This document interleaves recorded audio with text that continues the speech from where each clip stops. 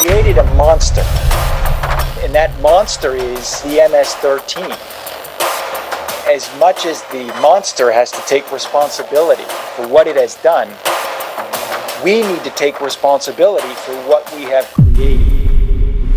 In the heart of America's most iconic city, a sinister presence silently slithered its way into the Big Apple. This is how America's most dangerous gang, the infamous MS-13, made its chilling presence known. For decades, the MS-13 gang has been synonymous with terror, its name sending shivers down the spines of those who have dared to speak it. ¡Abra la puerta, pues! Si ella no quiso pagar, lo primero que hacemos, le enviamos al esposo. Its reputation for brutality knows no bounds. Its motto, Mata, Roba, Viola, Controla, echoing like a grim statement of doom. But what happens when this nightmare descends upon one of the world's greatest cities? New York became an unwitting battleground. It wasn't just another story. It was a clash of worlds, a collision of forces that would leave an indelible mark on the city that never sleeps. As we delve into this chilling narrative, we'll take you on a journey through the very heart of darkness. We'll unravel the enigma that is MS-13, a gang that transcends borders and defies comprehension. We'll unveil events that shook the city, names that became etched in infamy, and a battle for supremacy that threatened to engulf New York. But this is not just a tale of chaos and despair. It's a story of resilience and determination. It's about the people who stood tall in the face of adversity, the law enforcement officers who refused to yield, and the communities that fought against the encroaching darkness. Buckle up, for what you are about to witness is not just a story. It's an odyssey through the underbelly of New York City. It's a gripping account of how America's most dangerous gang made its way to New York and the impact it left in its wake. This narrative will keep you on the edge of your seat, a story that will forever change how you see the city that never sleeps. Welcome to the dark side of the concrete jungle. Transnational criminal organizations like MS-13 represent one of the gravest threats to our American safety. MS-13 has become one of America's most dangerous and feared criminal organizations. To understand the MS-13 phenomenon is to descend into the depths of darkness, where brutality knows no bounds. Founded in the 1980s in Los Angeles by Salvadoran immigrants, MS-13, or Mara Salvatrucha, quickly earned a reputation that would become infamous. MS-13's rise to infamy was swift, fueled by its propensity for extreme violence. Members are known for their brutality, often resorting to machetes, firearms, and other gruesome methods to carry out their crimes. For senseless acts of violence, murders, assaults, and even public displays of their heinous deeds. In the grand web of criminal organizations, MS-13 stands as a grim testament to the dark underworld of society. Its history is stained with the blood of countless victims, its actions etched in the annals of terror. The gang's reputation transcends borders, stretching from Central America to the United States and beyond. Its reputation has sowed fear in communities, leaving an indelible mark wherever it treads. Many had crossed the less than grandiose Rio Grande, trying to escape north from Central America.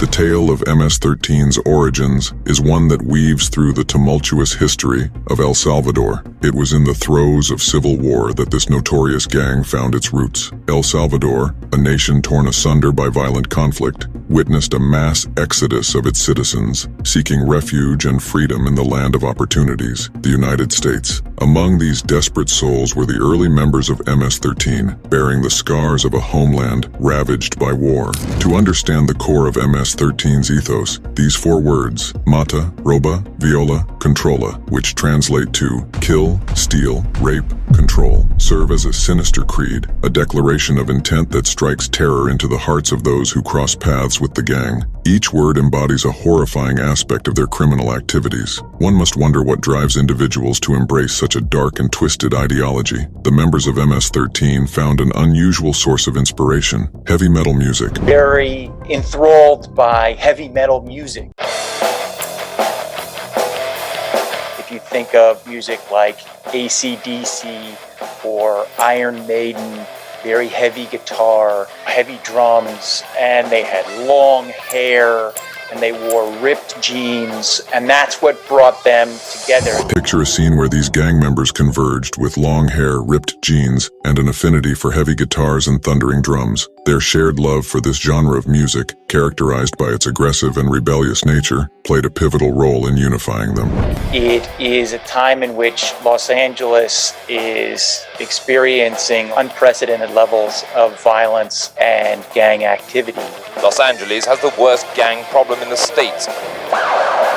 Hundreds of gangs are operational in that city landscape. Los Angeles, known as the City of Angels, concealed a sinister trend beneath its glittering lights. It was during this time that the city grappled with unprecedented levels of violence and gang activity. MS-13, while just one of many gangs operating within the city, would prove to be a distinctive and particularly fearsome presence. MS-13's journey to New York was not a planned invasion, but rather a consequence of their growth. In tracing MS-13's roots to the darkest corners of their presence in New York, we come across a chilling figure known as Wizard, whose story sends shivers down the spine. Alejandro Enrique Ramirez Umaña, or Wizard as he was called, held a notorious distinction. He was the first MS-13 member to face the federal death penalty. His trail of violence began in Los Angeles in 2005. On one fateful day in July, Umaña was involved in the murders of Jose Herrera and Gustavo Porras. Just a couple of months later, in September, he participated in the killing of Andy Abarca. These brutal acts marked the beginning of his dark journey. Umaña eventually made his way to Charlotte, North Carolina, where, according to witnesses, he became a senior member of MS-13. His mission was to reorganize and strengthen the Charlotte cell of the gang.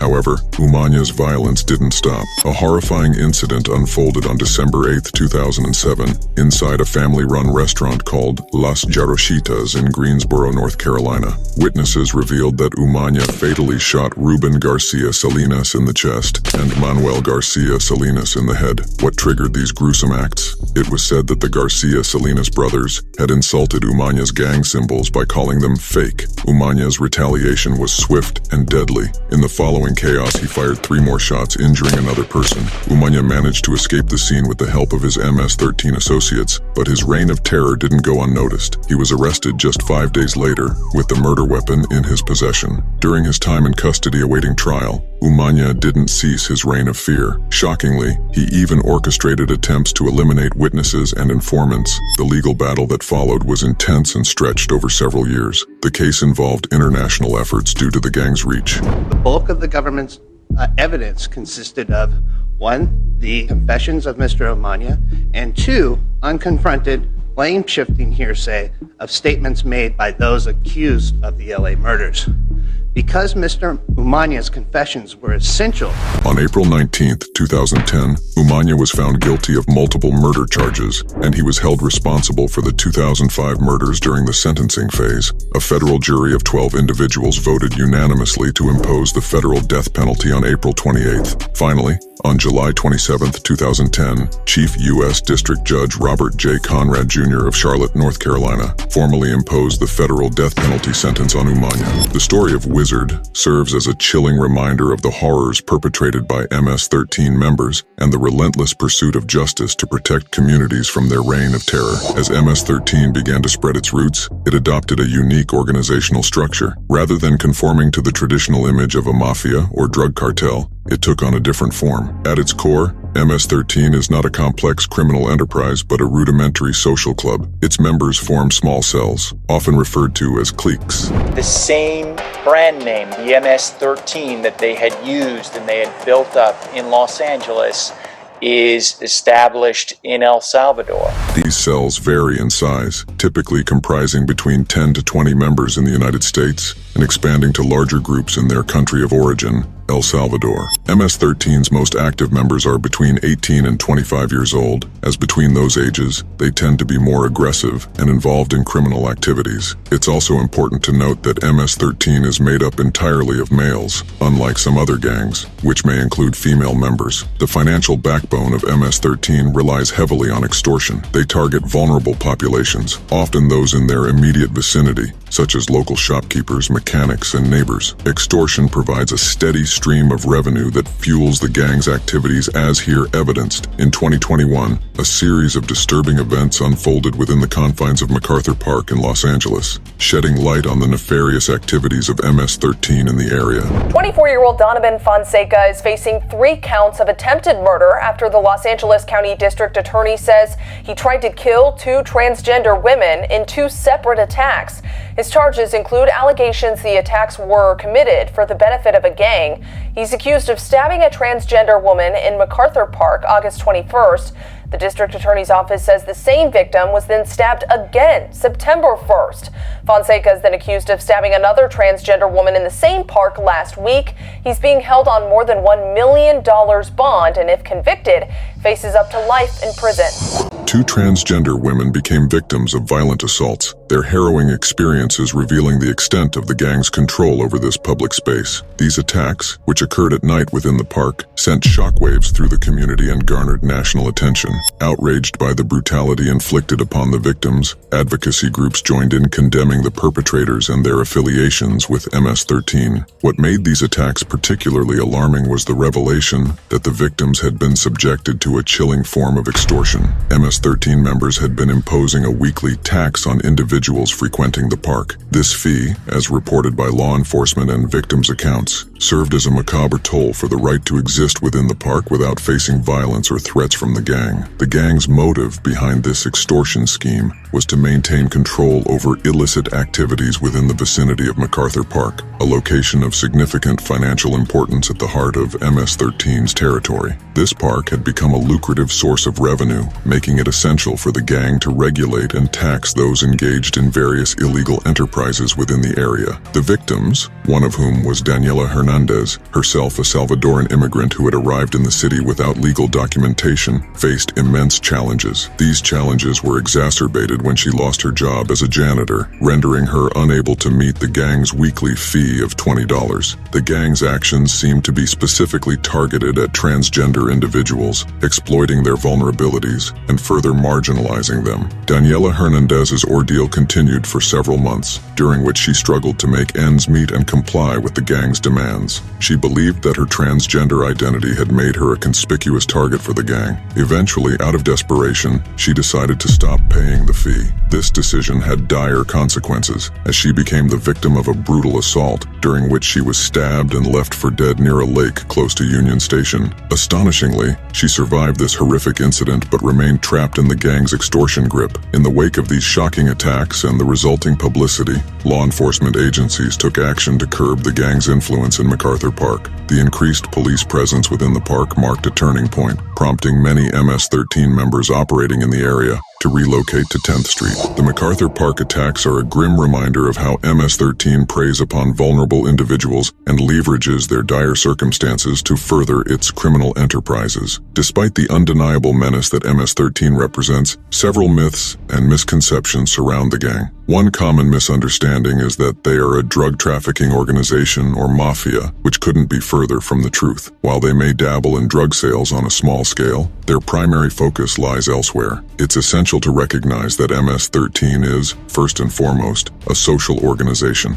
It serves as a surrogate family for its members, offering a sense of belonging and identity. Criminal activities, though prevalent, come second to their social bonds. Their presence in the United States has sparked political debates and fueled anti-immigrant sentiments. Some politicians have used the gang as a tool to smear entire immigrant populations, painting them with a broad brush of criminality. This combination of a criminal organization with immigrant groups has perpetuated community fear and mistrust. New York City, known for its diverse immigrant communities, became an attractive destination for MS-13 members seeking new territories. The area I'm talking about is everything east of Queens, which is known as Long Island. Long Island consists of the large Nassau and Suffolk counties. Historically, these were built as middle-class suburbs for those who wanted a peaceful life.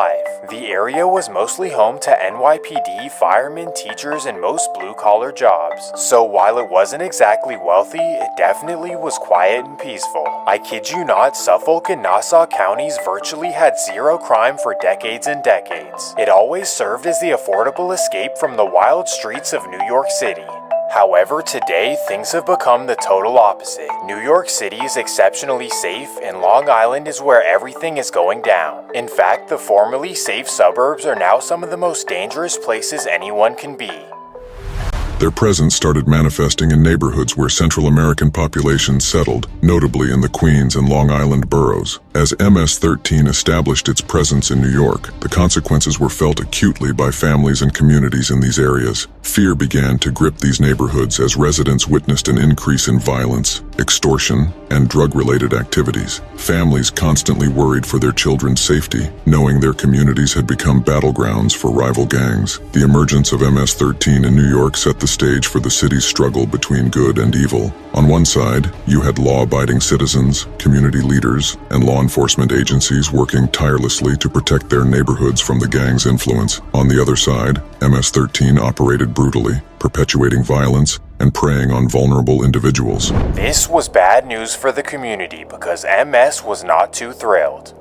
Once their national leader named Paco heard of this, he wanted them to send a message. 18th Street does not belong on Long Island. This is our territory. So beginning in 2015, suspected 18th Street members were now in imminent danger. Even being seen with an 18th Street member would put your life at risk. In the gritty underworld of New York City, the relentless battle was underway, and at its core, two notorious rival gangs, MS-13 and the 18th Street Gang. Their ongoing feud echoed the deep-rooted hatred that had first taken shape in the dangerous landscapes of their Central American homelands, where survival often meant aligning with a gang for protection and power. The genesis of this bitter rivalry could be traced back to the streets of El Salvador and Honduras, where both gangs were born. MS-13, or Mara Salvatrucha, had its origins in the strife-ridden neighborhoods of Los Angeles, eventually spreading its influence southward. Meanwhile, the 18th Street Gang, also known as Barrio 18, had its roots in Los Angeles and expanded into Central America. Both groups were marked by their intricate tattoos, proudly displaying allegiance to their respective gang affiliations, 13 for MS-13 and 18 for the 18th Street Gang. As waves of immigration carried these rivalries to the bustling metropolis of New York City, the stage was set for a fierce showdown. These gangs staked their claims in a city teeming with diversity and opportunities, vying for control of illicit enterprises, territories, and power. The clash between MS-13 and the 18th Street Gang wasn't just about turf, it was a visceral clash of cultures, ideologies, and identities. These gangs provided their members a sense of belonging and protection, often filling the void left by fractured communities and a lack of opportunities. This dynamic fueled their determination to expand their influence and assert dominance, leading to a series of violent confrontations and territorial disputes. In 2017, tensions between the two gangs came to a head on a New York City subway. MS-13 and 18th Street members crossed paths on a crowded train, leading to a violent confrontation. Passengers were caught in the middle as these rival gang members exchanged blows, displaying their territorial disputes in a very public and unsettling manner. In the concrete jungle of New York, these rival factions played a dangerous game, leaving a trail of fear, violence, and uncertainty in their wake. Innocent bystanders, residents, and law enforcement found themselves caught in the crossfire as the battle for supremacy continued to escalate. In another incident that sent shockwaves through New York, members of both MS-13 and the 18th Street Gang clashed outside a popular nightclub in the heart of the city. The dispute began as a verbal altercation inside the club, but it quickly escalated as gang members spilled out onto the streets. What followed was a chaotic shootout that left several people injured, including innocent bystanders. The incident underscored gang rivalry's dangerous and unpredictable nature, even in a bustling urban nightlife scene. For the intrigued onlooker, the feud between MS-13 and the 18th Street Gang was a chilling reminder of the harsh realities that persist in the shadows of even the most vibrant and diverse cities. This clash between those seeking to uphold the values of safety and community and those perpetuating violence and chaos would define the battleground that is New York City. A unanimous guilty verdict on all counts. La Diablita, or the Little Devil as she calls herself on social media, 22-year-old Lenise Escobar was standing trial for quadruple murder. The accused MS-13 devoted associate charged with luring victims into a Central Islip Park in 2017, where they were killed in a brutal MS-13 machete attack. Prosecutors called 13 witnesses, including several admitted gang members who testified under cooperation agreements, among them Kelly Gomez, a best friend of the defendant, who described how the two girls coordinated the killings in order to curry favor within MS-13. Lenise Escobar's boyfriend, whose gang name is Cruel, was a high-ranking member. Lenise Escobar, known within the gang as La Diablita, stands as a chilling exception in the MS-13 saga. While the gang's ranks are traditionally male-dominated, with a strict code often precluding women from full membership, Escobar shattered these norms to become a figure of notoriety. Her involvement with MS-13 sent shockwaves throughout New York City, reinforcing the gang's reputation for violence and brutality. On April 11, 2017, Escobar orchestrated a horrifying event that would indelibly imprint her name into the annals of gang violence, defying the gender boundaries previously thought to define the gang's membership. Using social media, specifically Instagram, Escobar lured 4 unsuspecting young men into what they believed to be a casual meeting. However, this meeting quickly became a gruesome ambush as they fell into an MS-13 trap. The unsuspecting victims were mistaken for rival gang members, a deadly case of mistaken identity that would have dire consequences. April 11, 2017, became a fateful day in New York City's history, marking a significant escalation in MS-13's reign of terror. The consequences were severe. Lenise Escobar and 12 of her associates were subsequently arrested and faced life sentences for their involvement in the ambush. The justice system delivered a stern message, illustrating that such heinous acts would not go unpunished. Lenise Escobar's actions served as a stark reminder of the ruthless nature of MS-13 and the extent to which its members would go to maintain their dominance on New York streets. The Latin Kings, initially founded in the early 1950s in Chicago, began as a protective group in an impoverished neighborhood. Over time, they grew into one of the largest and most feared street gangs with a strong presence in New York City. Their rivalry with the notorious MS-13 gang, comprised mainly of Salvadoran immigrants, escalated to deadly levels on the streets of the city. In 2010, Carlos Ortega, known as Silencio and an MS-13 member, targeted and murdered David Sandler, a Latin Kings member in Brentwood. Silencio walks up to his car window, and bam!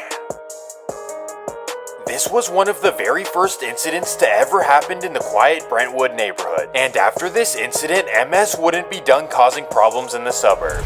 This act of violence triggered a series of retaliatory killings, plunging the neighborhoods of Brentwood and Jamaica, Queens into a gang war that lasted for years. The conflict between these two powerful and secretive gangs, marked by real-life incidents and names like Silencio, David Sandler, and others, illustrates the dangerous consequences of their territorial disputes and rivalries. Elmhurst, Queens, a neighborhood in New York City, became an unexpected battleground in the ongoing conflict between the two notorious street gangs, MS-13 and the Latin Kings. The infiltration of MS-13 into this community brought with it a wave of violence and chaos, one of the most tragic instances being the murder of Andy Peralta. As MS-13 expanded its territorial ambitions, Elmhurst, Queens, became a focal point for their operations. The Latin Kings had long held the neighborhood. MS-13 saw an opportunity to seize control and began infiltrating the area, sparking a deadly feud. The tensions between MS-13 and the Latin Kings reached a boiling point on April 23, 2018. On this fateful day, tragedy struck when Andy Peralta, an innocent young man, fell victim to a case of mistaken identity. Oscar Flores, a member of MS-13, believed that Andy's Latin King's crown tattoo marked him as a rival gang member. In a horrifying act of violence driven by this assumption, Flores took Andy's life, leaving his family devastated and the community in shock. April 23, 2018, will forever be etched in the memories of Elmhurst residents as a day marred by senseless violence. The clash between MS-13 and the Latin Kings in Elmhurst, Queens, serves as a sad chapter in the ongoing struggle to combat gang violence in New York City. The innocent lives caught in the crossfire pay a heavy price for this territorial and deadly feud. In the murky world of gang rivalries, retaliation often takes center stage, perpetuating a relentless cycle of violence and vengeance. One such act of retaliation occurred on December 9, 2019, when Misael Massa, the brother of Abel Massa, took it upon himself to exact revenge for the brutal attack that had befallen his sibling. Devastated mother speaking to Pix 11 with the help of a translator. She was really sad and she was crying. The The woman wants her identity hidden because she's now concerned about her family's safety after police say her 20-year-old son, Abel Masso, died at the hands of gang violence. Any gang that raises its head in New York City will be dealt with. According to authorities, that gang violence spilled onto a crowded Manhattan-bound 7 train Sunday afternoon.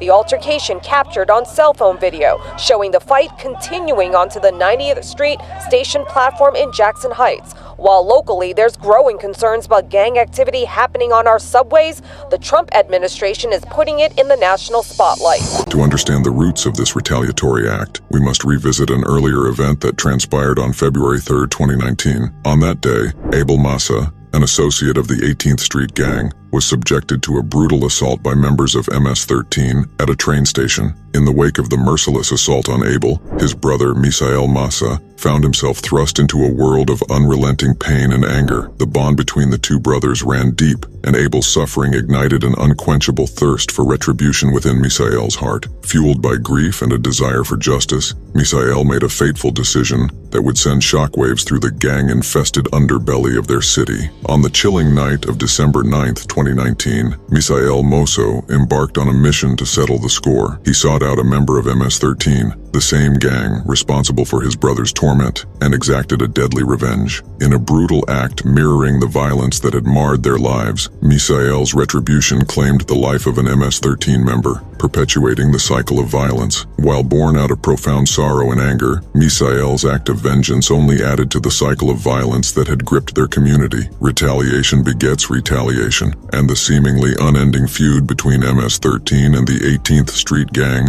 continued to spiral out of control. The tragic events of December 9, 2019, serve as a poignant reminder of the relentless nature of gang rivalries, where vendettas and blood feuds perpetuate the suffering of families and communities. In the heart of this turmoil, the cycle of violence remained unbroken, underscoring the urgent need for solutions that extend beyond vengeance and retribution. As recent as a few months ago, developments surrounding the superseding indictment against members and associates of the Fulton Loco Salvatruchas clique of MS-13 exposed the ongoing challenges posed by violent transnational criminal organizations like MS-13. These insights highlight the volatile nature of gang rivalries, territorial disputes, personal vendettas, and law enforcement's difficulties in dealing with such ruthless gangs. The alleged crimes committed by these defendants, including multiple murders, acts of violence, drug distribution, and money laundering, reveal the sheer brutality and cold-blooded nature of gang activities. Incidents like the murder of Abel Masso,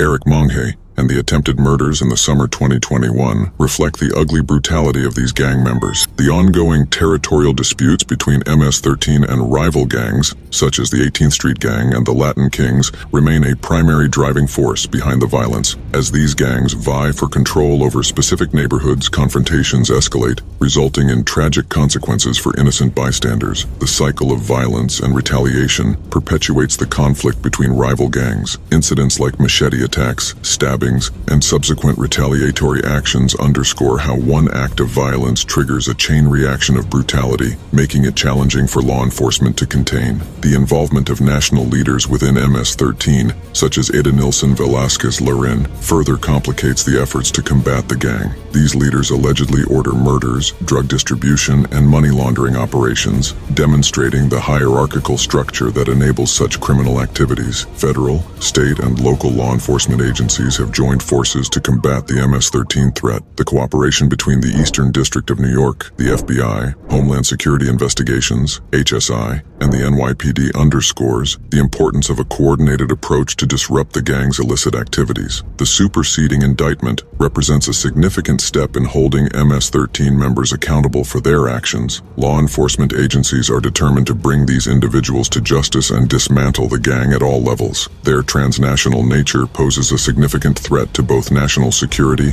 and community safety. Their involvement in violent crime Narcotics trafficking and money laundering underscores the need for a comprehensive strategy to combat this menace. As we bring this chilling narrative to a close, we stand at the crossroads of despair and hope. The tale of MS-13's presence in New York City is a somber reminder of the depths to which human darkness can sink. Yet, even in the shadow of such malice, there are glimmers of resilience, determination, and unity. Amidst this darkness, insights were gained. The superseding indictment against MS-13 members and associates showcased the dedication of law enforcement agencies at all levels to combat the gang's menace. It demonstrated that justice would not be blind to the ruthless crimes committed by these individuals. The coordinated multi-agency efforts emphasized the importance of a united front against transnational criminal organizations. MS-13's presence in New York City is a stark reminder of the ongoing challenges of violent gangs. It underscores the need for a holistic approach that addresses the root causes, offers alternatives to vulnerable youth, and strengthens communities' resilience. In closing, the battle between good and evil continues on the streets of New York City,